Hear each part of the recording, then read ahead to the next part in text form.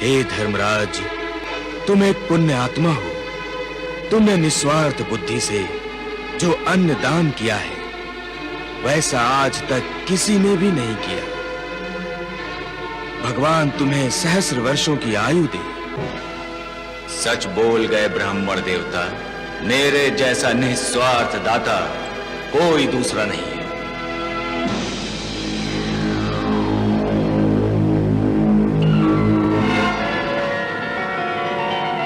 नहीं है धर्मराज, ये सत्य नहीं है, ये सत्य नहीं है।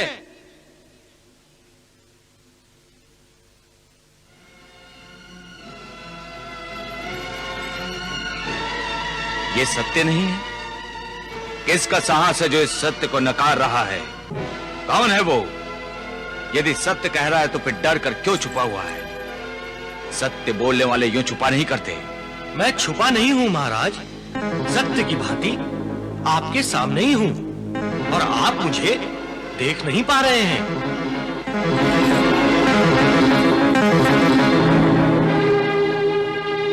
अरे, बोलने वाला नेवला, वो भी आधा शरीर सोने का। हाँ धर्मराज, मैंने ही आपके दान धर्म को निस्वार्थ मानने से इनकार किया है।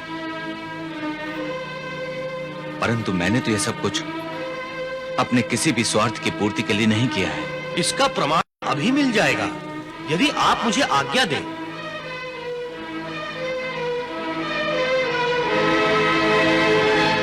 आज्ञा है।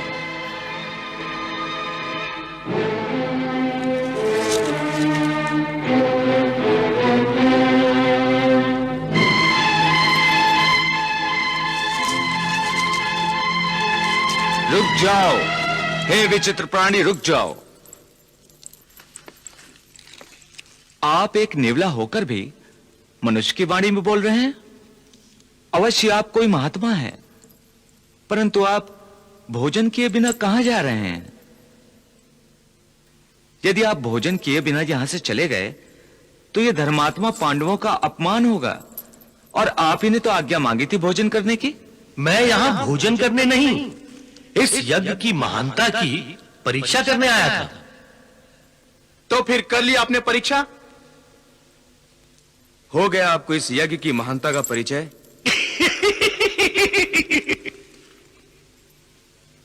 आप हमारा उपहास क्यों कर रहे हैं महात्मन? इसलिए कि जिस यज्ञ को आप महान समझ रहे हैं, वो यज्ञ महान नहीं है। हे नेवले, तुम हमारा और हमारे यज्ञ का अपमान कर रहे हो।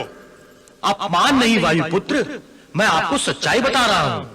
महाराज युधिष्ठिर का ये यज्ञ महान नहीं है। महान नहीं है? यह आप क्या कह रहे हैं? यज्ञ के लिए धर्म अनुसार जो कुछ भी किया जाता है वो सब मैंने किया है। मैंने सभी ज्येष्ठों और श्रेष्ठ व्यक्तियों की विधि पूर्वक पूजा की है। मंत्राहुति के साथ अग्नि का हवन किया है। दान दक्षिणा करते समय मैंने कभी अपना हाथ पीछे नहीं खींचा।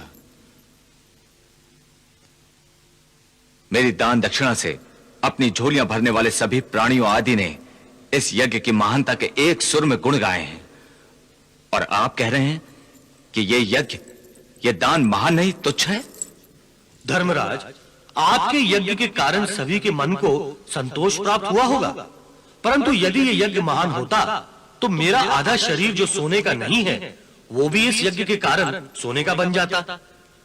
आपका ये यज्ञ तो उस दरिद्र ब्राह्मण के यज्ञ के बराबर भी नहीं है, जिसके यज्ञ के भोजन के स्पर्श से मेरा आधा शरीर सोने का बन गया था। परंतु यह कैसे संभव हो सकता है? संभव है। हे महात्मन, आप यदि उस दरिद्री ब्राह्मण ने किस प्रकार से यज्ञ किया था उसे विस्तार से बताएं तो सब स्पष्ट हो जाएगा। जैसी आपकी आज्ञा प्रभु। कुरुक्षेत्र की पावन भूमि में कापोती नाम का एक वृद्ध ब्राह्मण अपनी पत्नी, पुत्र और बहू के साथ निवास करता था।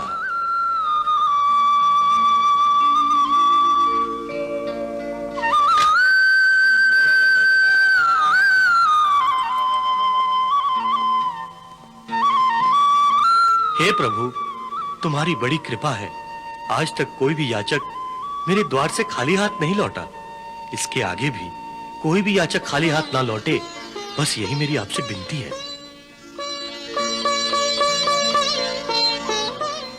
हर समय कहां एक समान रहता है, निरंतर बदलाव का ही दूसरा नाम समय है। कुछ वर्षों बाद समय ने कुछ ऐसा पलटा खाया कि हरे भरे खेत वीरान हो गए। न जानवर के लिए घास फूस बचा, न मनुष्य की पेट की आग बुझाने के लिए अनाज ही रहा। ऐसा सूखा पड़ा कि हर ओर भुखमरी ही भुखमरी थी। कापोती के घर में भी अनाज का एक दाना नहीं था। उसके जीवन में एक समय ऐसा भी आया कि 6 दिनों से सारे परिवार ने एक अन्न का दाना तक नहीं खाया। कापोटी और उसका परिवार भी दरिद्रता के अंत तक पहुंच गया था। बड़ी ही मुश्किल से खेत की मिट्टी खंगाल खंगाल कर कापोती सेतु दाने के बीज ले आया। बड़ी मुश्किल से 6 दिनों बाद एक समय का भोजन तैयार हुआ।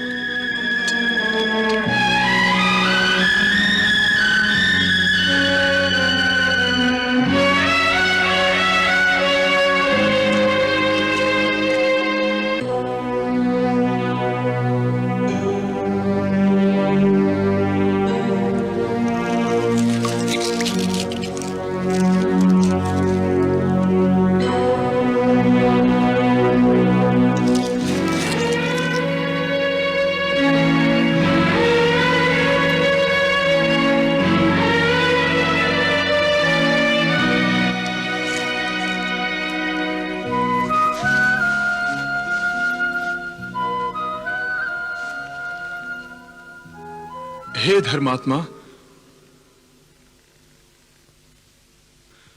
अन्नदाता के नाम पर एक भूखे दरिद्र ब्राह्मण को भोजन खिलाओ।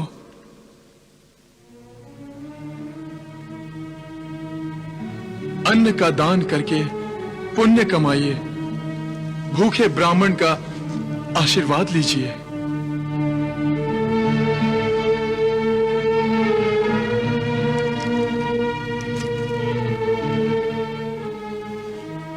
क्या आज एक दानवीर के द्वार से भी एक भूखे गरीब ब्राह्मण को खाली हाथ और खाली पेट लौटना पड़ेगा?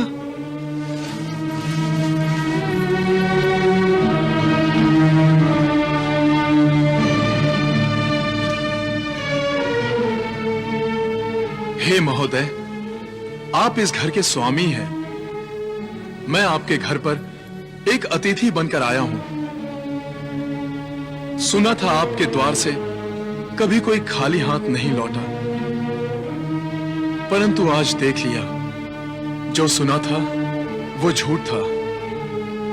महात्माओं ने ठीक ही कहा है, मनुष्य को कानों से अधिक आंखों पर विश्वास करना चाहिए। रुक जाइए विप्रवर, रुक जाइए।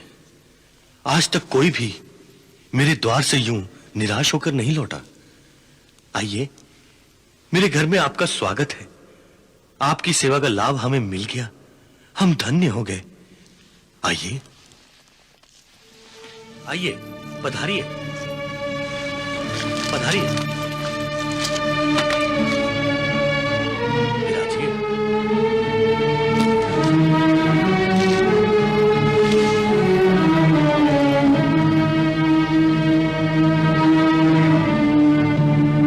विराजिए विप्रवर, बैठिए।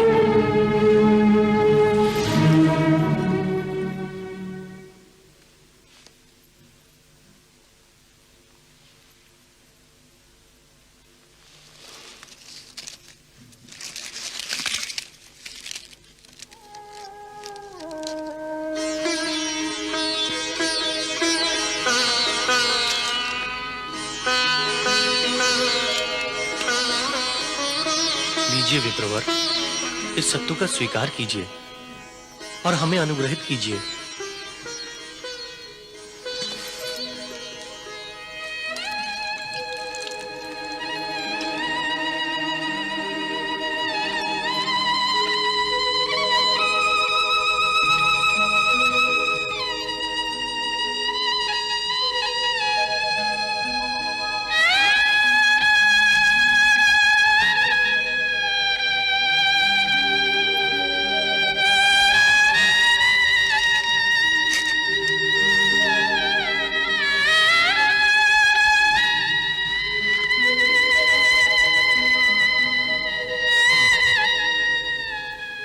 इससे तो मेरा पेट नहीं भरा महोदय।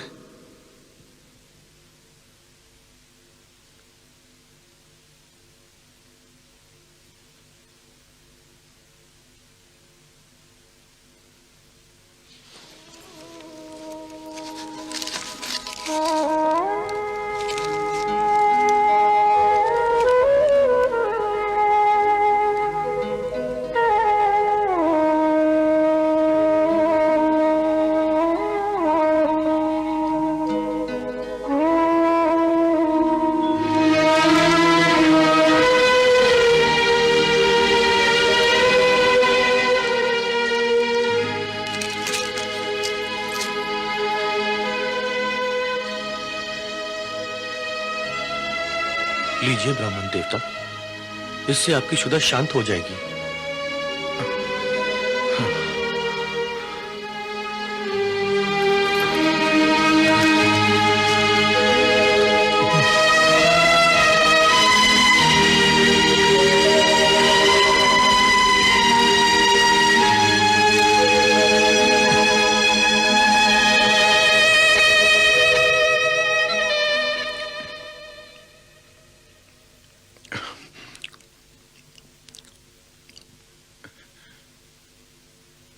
बहुत दिनों से कुछ खाया नहीं ना, सूखा जो पड़ा है।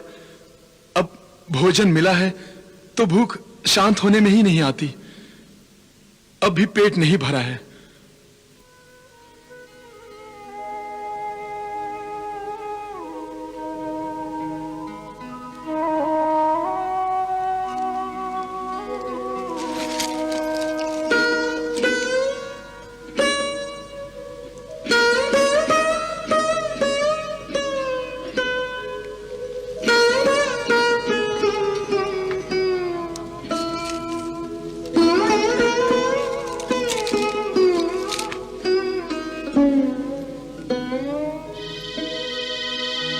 लीजिए अतिथि देवता, कृपया आप रुष्ट मत होइए।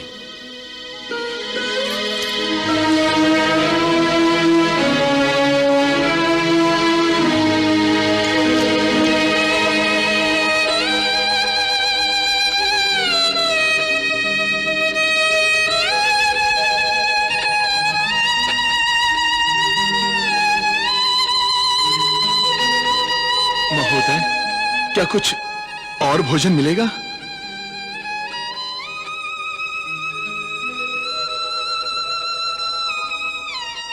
ऐसा लगता है मुझे भूखा ही उठना पड़ेगा।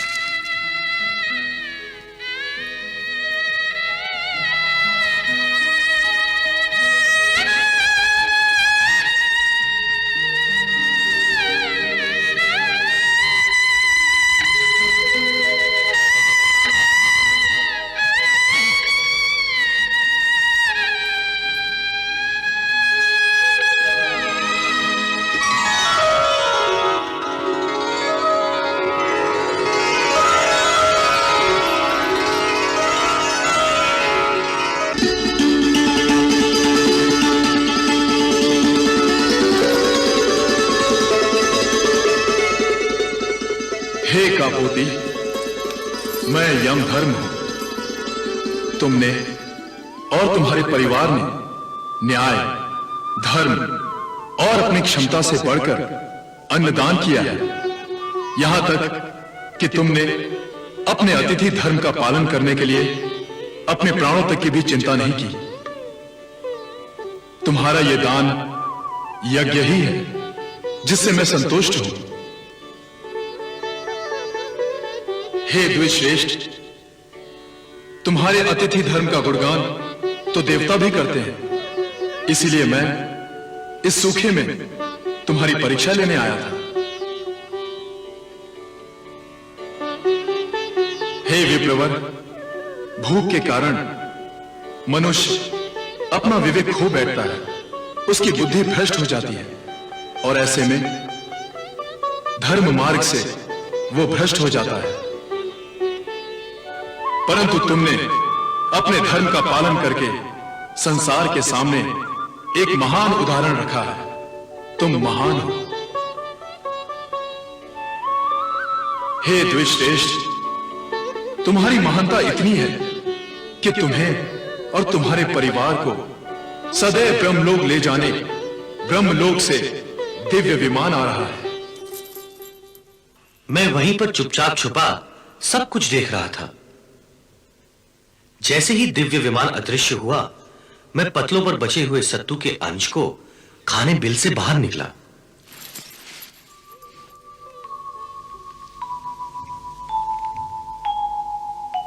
बचा हुआ सत्तू खाते ही मेरा आधा शरीर सोने का हो गया।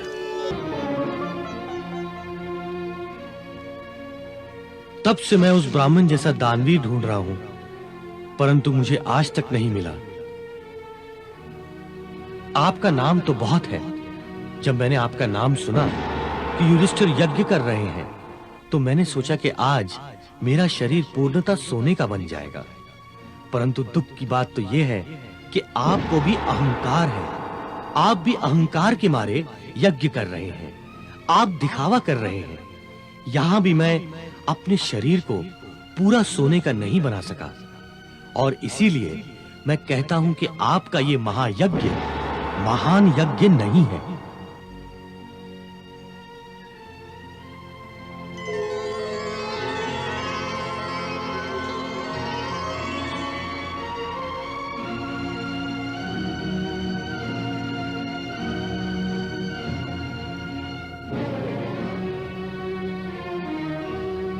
बड़े भैया,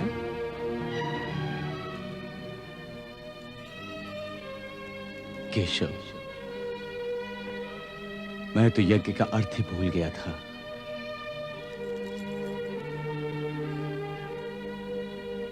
मैं भूल गया था कि यज्ञ भक्ति का ही एक रूप होता है।